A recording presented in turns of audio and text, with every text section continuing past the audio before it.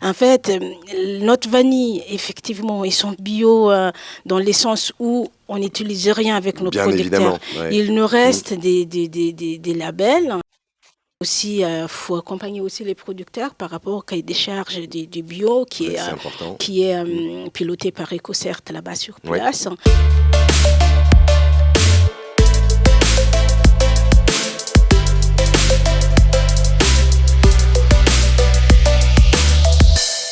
David Scheffer, CPME, Pays de la Loire. Noéline, je suis ravi de t'accueillir.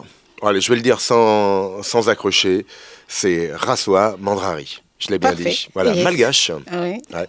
Une vie forcément à Madagascar avant d'être ici sur l'Anjou. Oui.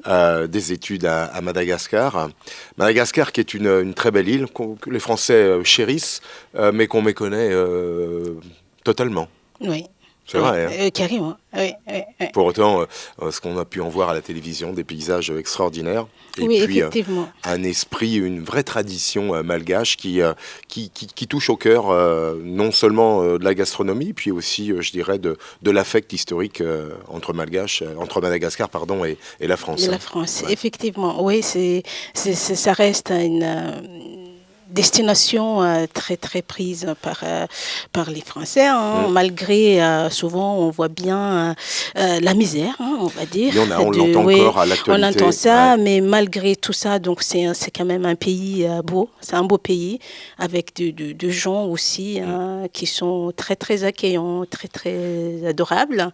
Donc voilà, donc c'est ça en fait qui fait la richesse. Et ben cette richesse. Donc c'est pas la richesse parfois, c'est pas que le capital, mais aussi c'est surtout ce qui est à l'intérieur de nous, c'est l'humanité. Exactement. Voilà. Alors justement cette humanité, la vanille, il en faut beaucoup parce que c'est une plante, une fleur capricieuse parce que ça se travaille tout à la main la vanille. Hein. Eh ben oui, donc c'est très très capricieux, comme vous dit. Hein. La vanille, c'est une seule orchidée qui donne des fruits. Oui. Et donc, il faut compter au moins 3 ans pour avoir les premières fleurs après la plantation. Oui. Ensuite, il faut compter à partir des premières fleurs. Donc, il faut compter 9 mois pour qu'elle arrive en maturité, les fruits. Et ensuite, il faut encore 1 an après pour pouvoir l'exporter en France ou ailleurs. Un vrai travail, mais cela dit, un vrai savoir-faire. Un vrai savoir-faire. C'est la raison pour laquelle aussi, quand j'écris Vanilla Bridge, c'est vrai que nous, on produit 80% de la production mondiale de la vanille. Et du coup, dès qu'il y a souci à Mada, donc ça fait déjà, ça balance beaucoup les marchés internationaux. Donc l'objectif, quand je crée la société, c'est de retrouver notre racine, cette identité de la vanille de Madagascar égale mention valorisante. Donc si notre qualité est moins bonne, ça devient moins valorisante comme mention quand on met vanille de Madagascar sur l'étiquette de son produit.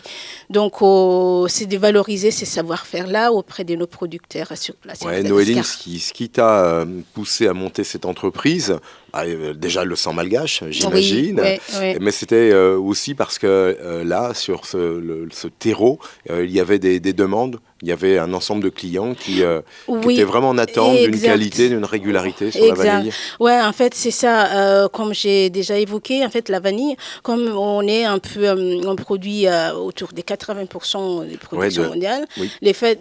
Dès qu'il y a un petit souci Amada, cyclone ou changement climatique ou peu importe la raison, ça balance les marchés internationaux. Donc beaucoup des acteurs qui n'arrivent plus à s'approvisionner. Donc c'est surtout aussi qu'ils n'arrivent plus à trouver la vanille de bonne qualité. Donc c'est l'objectif après, c'est d'amener notre solution auprès de ces gens-là, de les rassurer que oui, on travaille là-dessus, on a besoin des clients, on a besoin des producteurs pour pouvoir ensuite sortir quelque chose de bonne qualité. Et du coup, c'est les deux côtés travaillent ensemble, les producteurs et les clients, et c'est nous qui s'occupent ensuite de la production, toutes les gestions. Quand il a fallu monter Vanilla Bridge, ici, sur Angers, les choses ont été assez faciles en tant que jeune femme malgache en plus. Là, il y avait l'administration, la grande administration face à toi. Oui, en fait, c'est mon parcours. Hein.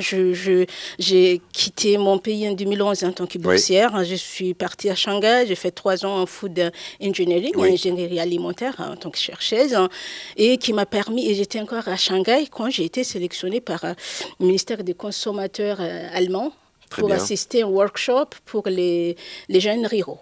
Donc, je suis partie à Shanghai déjà. C'est comme ça, finalement, que... Oui, mais à Munich, même j'étais encore à Shanghai, qui m'a permis de voir, de s'habituer à l'administration, on va dire. Donc, pour créer la société, en fait, après, c'était... en fait, le fait que je suis diplômée en agroalimentaire, donc j'ai fait ingénierie alimentaire, et je suis aussi diplômée de l'ESA, l'ESA Angers, École supérieure d'agriculture. Donc, c'est cette complémentarité avec mon origine. J'avais toujours envie de faire quelque chose qui me garde un peu un pied sur Mada pour aussi amener une solution pour les besoins ici en Europe. Et donc, du coup, qui fait que je les sens et j'arrive à les dire aux partenaires. Et du coup, ce qui a fluidifié, effectivement, il y avait quand même un peu de... On t'a bien accompagné pour le démarrage. C'est ça, les territoires angevins, sincèrement, ils accompagnent les jeunes pousses et les acteurs locaux Ça t'a permis justement de te libérer pour ton activité principale et c'est rassurant.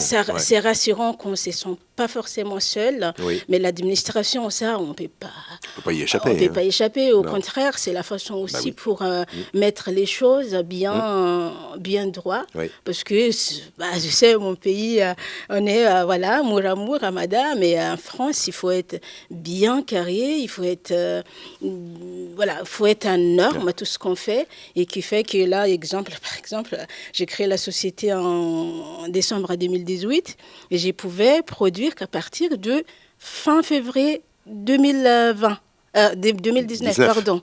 Parce qu'il y a des douanes, il y a des tout. Pour pouvoir avoir certaines matières primaires, il faut autorisation de chaque entité publique ou privée. Et du coup, mais ça nous aussi, ça nous cadre un peu dans notre activité parce qu'il faut être surtout quand on est dans l'alimentaire. La réglementation et la qualité, c'est fondamental. Bon, au-delà finalement de ces jeux administratifs que tu as su régler, les premières briques de l'entreprise, la commercialisation, là aussi ça a été relativement simple ou tu t'es heurté à des difficultés que tu n'imaginais pas? Oui, au début quand même, c'est ça. En fait, quand on crée une société, on a des idées claires, mais il y a quand même toujours un imprévu, un traiton. Et... effectivement, la première année, on avait quand même des gros clients qui étaient derrière nous, qui nous a accompagnés sur la partie un peu qui nous rassure, même nos partenaires bancaires et tout, qui dit que oui, et dès qu'on déclenche la production, on peut, il y a quelqu'un qui va être intéressé au produit. Mais la partie, il y a toujours recherche et développement à faire, parce que c'est notre savoir. Moi, en tant qu'ingénieur, en fait, ce qu'on fait, c'est que faire la personnalisation. Donc, chaque client, s'ils ont des besoin d'extraits de vanille bien spécifiques à son produit, sans grains, avec grains, très bruns ou moins bruns ou un peu épais. Donc, c'est ça qui prend du temps, effectivement, pour répondre à ces besoins-là. Donc, parfois, il faut du temps. Mais quand même, on n'a pas trop souffert quand même, parce que là, on est en 3e année et ça se développe pas mal. Voilà. Donc, c'est très, très rassurant, malgré la crise aussi. Ça, c'est pas... ça fait très, très peur. Ça faisait peur. Quand on a 2 ans et puis on se tape dessus avec la crise, ça fait peur. Bon, c'est vrai que Covid a quand même aussi optimisé...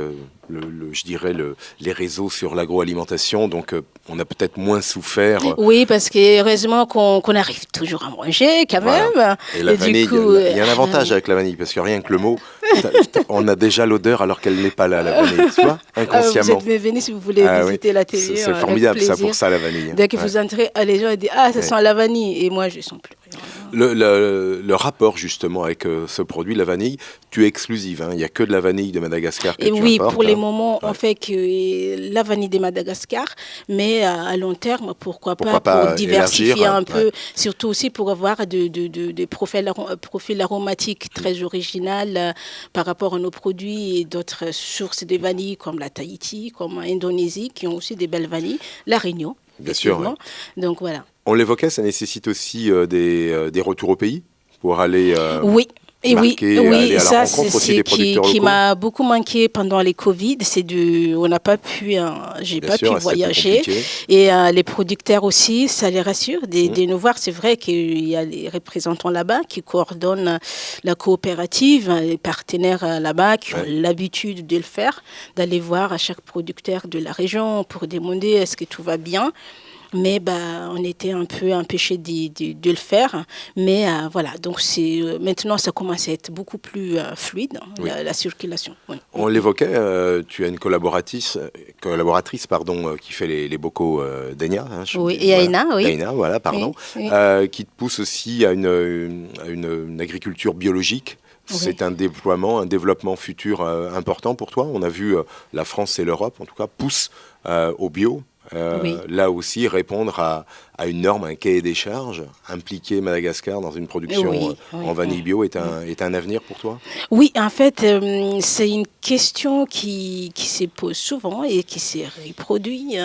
Est-ce que vous avez de vanille bio? En fait, notre vanille, effectivement, ils sont bio dans le sens où on n'utilise rien avec nos Bien producteurs. évidemment, ouais. Il nous reste des labels Mm. et aussi, il faut accompagner aussi les producteurs par rapport au cahier des charges du bio Ouais, c'est important. qui est piloté par EcoCert là-bas sur Ouais. place. Et du coup, donc ça prend du temps parce que ce sont des producteurs, ce sont des regroupements des petits producteurs. Donc il faut qu'on arrive à avoir au moins un stagiaire qui va les accompagner pour qu'on puisse arriver à homogénéiser quelque part pour que ça suive carrément. Il faut avoir un atelier final pour que les agents puissent y venir contrôler. Et c'est ça, notre stade aujourd'hui. Ils sont bio, mais on n'a pas encore des labels. Et c'est quelque chose à moyen ou long terme, c'est quelque chose, c'est notre objectif d'avoir les labels. Noéline, sur le développement, là, 2022-2023, sur ton entreprise, le soleil brille?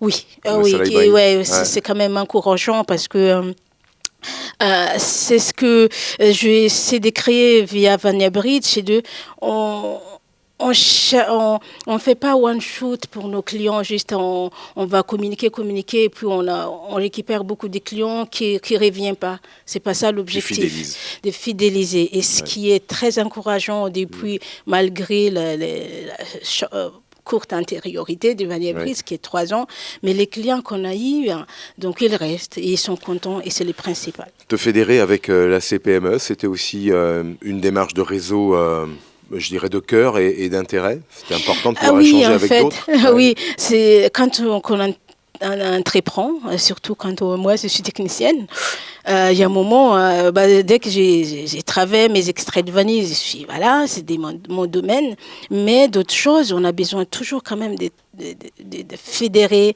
une association, un réseau et tout ça. Ça permet aussi de sortir un peu mes paillasses ou ma production, et du coup, ça fait du bien.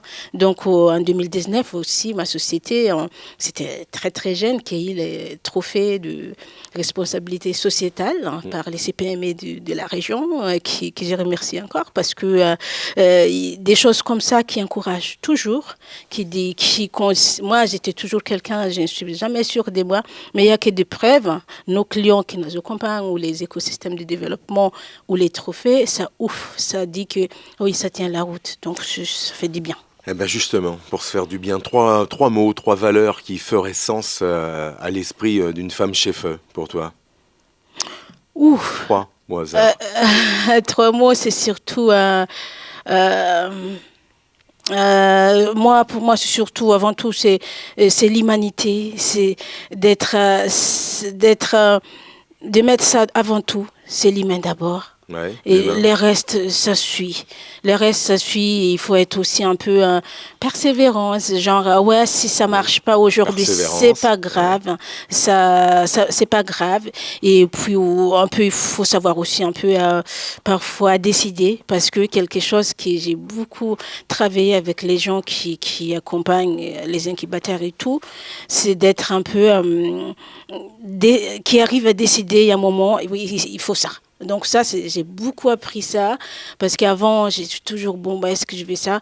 Quand on est femme entrepreneur, il faut, ah non, ça marche pas, c'est pas grave, voilà, ça dépasse mes compétences, c'est pas grave, et on fait autrement, voilà.